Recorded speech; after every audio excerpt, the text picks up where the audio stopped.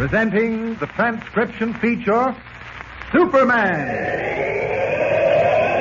Look, up in the sky. It's a bird. It's a plane. It's Superman. Yes, it's Superman, strange visitor from the planet Krypton, who came to Earth with powers and abilities far beyond those of mortal men. Superman who can leap tall buildings at a single bound, race a speeding bullet to its target, bend steel in his bare hands, and who, disguised as Clark Kent, mild-mannered reporter for a great metropolitan newspaper, fights a never-ending battle for truth and justice. But before we join Superman, listen. And now to our story. Superman, in the guise of Clark Kent, is now engaged in trying to solve what is probably the most baffling case of his entire career. Returning to Metropolis in answer to an urgent telegram from editor Perry White of the Daily Planet, Kent, Lois Lane, and Jimmy Olsen received another telegram on the train telling them to get off at the station before Metropolis. Only Lois was to continue on to the city. After getting off the train, Kent realized the telegram was a fake, and as Superman, caught up again with the train to tell Lois about it. But Lois was missing. Later in Metropolis, she called on the telephone and asked Editor White to come to 407 South Street and bring $20,000 with him, saying she had uncovered a wonderful news story. Editor White left for the address carrying the $20,000 with him. Later, he too telephoned Kent and asked to have Darwin, the cashier, deliver another $20,000 to the same place. Kent, however, countermanded the order and went down to the address himself to see what these requests for money were all about. The place turned out to be a theatrical rooming house run by a Mrs. Walsh. Lois and White were not there at the time, and Mrs. Walsh did not know when they would be back. Accordingly, Kent returned to the Daily Planet, where, much to his surprise, he found Lois waiting for him. Listen. Well, where have you been? That's what I want to know. And what's this all about? Clark, I've told you I don't know what you're talking about. Now, look, Lois, let's get a few things straight. We were coming back from the Bar O Jude Ranch, remember? Well, of course I All remember. right, and we got a telegram on the train telling us to get off at Walden Junction, the station just before Metropolis. Yes. Right? That's right. Jimmy and I were to get off, and you were to come on here. That's right. Now, and... wait a minute. Let me finish. After Jimmy and I got off, I discovered that the telegram was a fake. And I got back on the train. Well, how could you have gotten back on the train? I waved goodbye to you from the window. Oh. The train must have left before you discovered the telegram was a fake. Well, I hired a car, a fast car. Oh, how could Well, you? never mind that. The important thing is, when I got back on the train, you were gone. Now, you had disappeared somewhere between Walden Junction and Metropolis. I had. You had. I wasn't on the train. No. I didn't get off at Metropolis Station. Well, of course you didn't. You couldn't have. Don't you remember what happened to you? Well, as far as I'm concerned, I did come into Metropolis on that train. I did get off at the Metropolis Station, and I did come straight on here to the office. But you couldn't have. Oh, all right, then. I didn't. Then what did you do? I don't know. You tell me. You seem to know what I did better than I do. Now, look here, Lois. This is no time to get sulky. Something strange going on here. Something even I can't understand. Oh, something you can't even understand. Well, you'll just have to try harder, Superman. What did you say? I said you'll just have to try harder, Superman.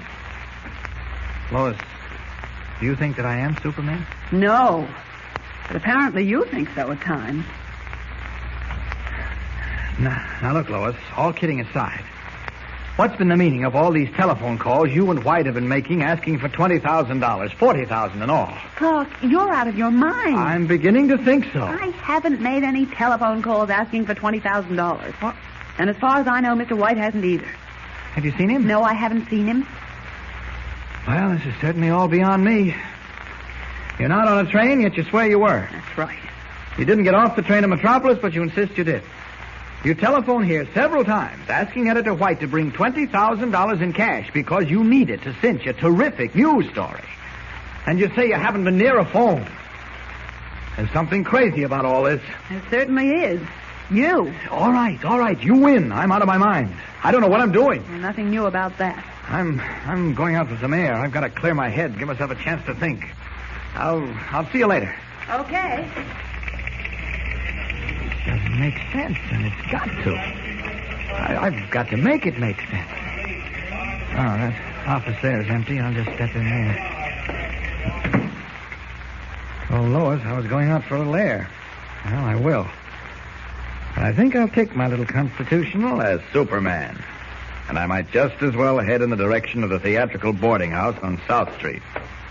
Open this window. Up! Up! And away!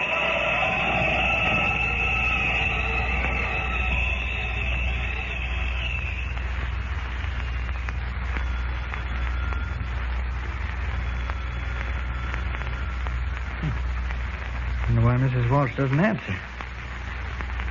Oh, here comes someone now. Huh? I'm Clark Kent of the Daily Planet. Yes? Is Mrs. Walsh at home? Who?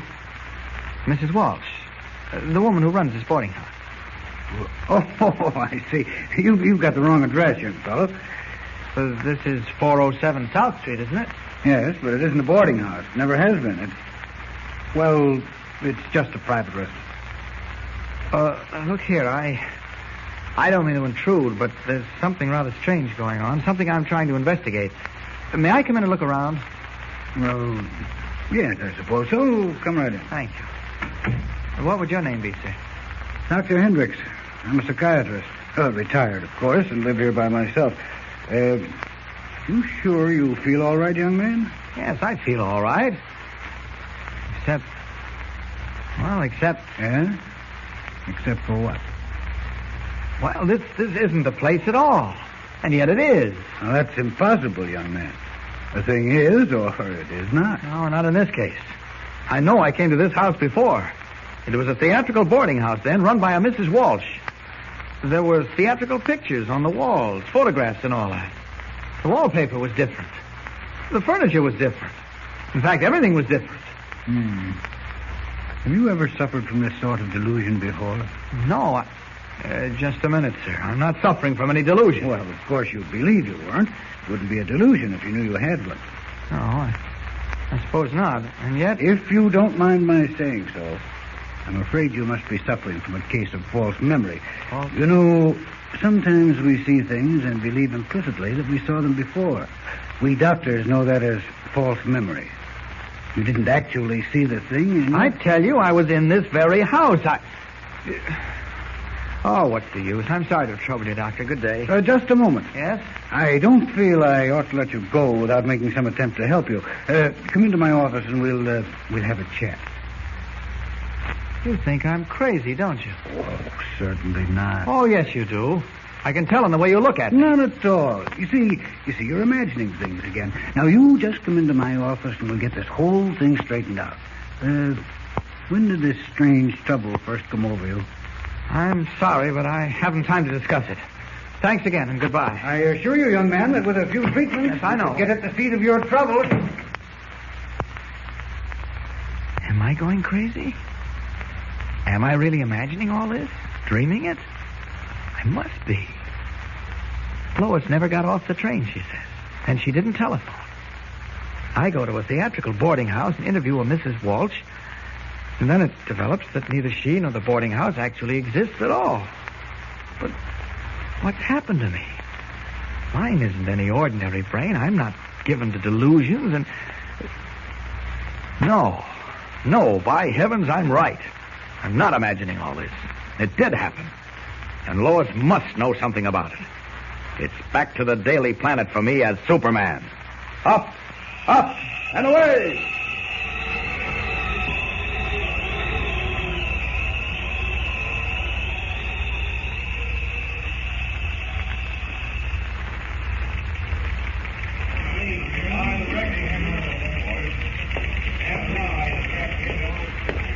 Bill, have you seen Miss Lane? No, Mr. Kent. She went out just a minute or two after you did. Said she'd be back in a little while. Okay, I'll wait in her office. Okay. She's playing some kind of trick on me. If this is a gag... Clark. So there you are. Now, look, Lois. I've thought this thing out. And I'm here to get a few matters settled with you. Clark, listen to me. No, you listen to me. Lois, as I say, I've thought the whole thing out. And there's only one conclusion I can come to. You were not on that train.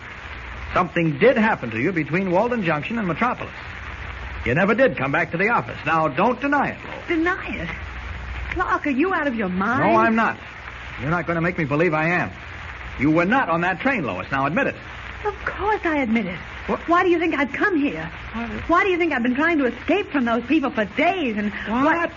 Of course I wasn't on the train. I was taken off it. Kidnapped. Oh, Lois, for heaven's sake. Now, wait a minute.